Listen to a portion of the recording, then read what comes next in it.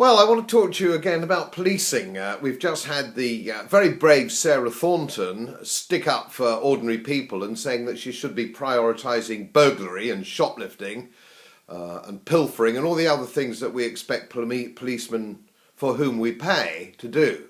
And she stood up and she's been joined by some other brave chief constables, and I'm very glad to hear that because I think it's long overdue. So well done her.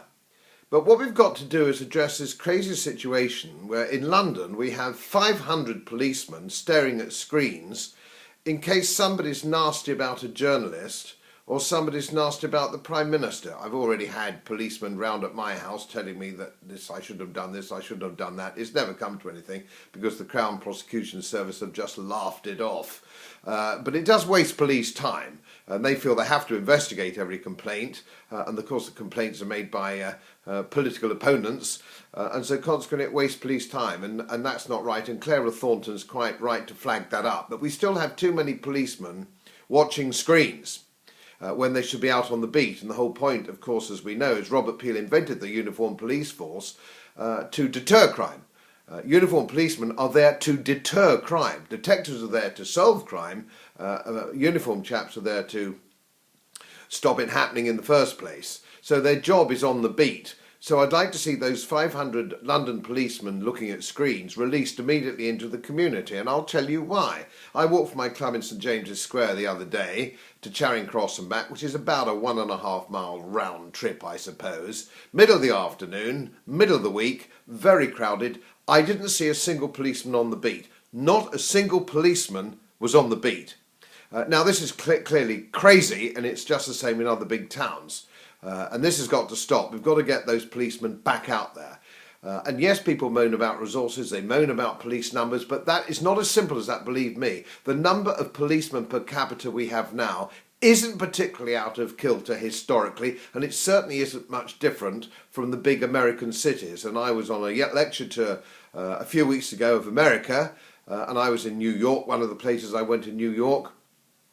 And you can walk from the end of St James's Park, the end of Central Park, right up to the statue of Sherman, the great war criminal. And you can walk, that's quite a long way, that's well over a mile, and you will see a policeman on the beat there probably every 100 yards. So there's plenty of policemen. If you go into Flagstaff, I was in Flagstaff, Arizona, and there's a policeman coming round, or police coming round in a patrol car every few minutes. Never more than 4 or 5 minutes before another police car comes into view. And in Santa Fe, outside the cathedral, there's a police car, and it just sits there with a policeman in it, and a couple of policemen talking to the punters as they go by. Very visible, and that's what it's all about. So what we need to do, first of all, we need to get rid of the Crown Prosecution Service and the Home Office. We're not fit for purpose. We need to get back to giving the prosecution service to the police so they can prioritise themselves and get politics out of policing.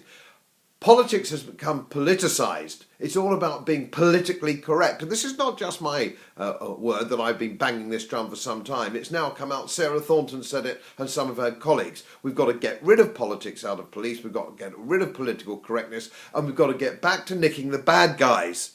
So ordinary hard-working policemen at the bottom of the police food chain can hold their head up. And be proud of the job like they used to be. That's difficult now. They're held largely, I'm sorry to say this, in contempt by most people.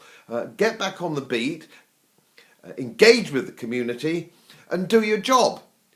And that's what we beg you to do. That's what we pay you for. And my goodness me, it's the highest tax take now in 50 years. We pay plenty for this service.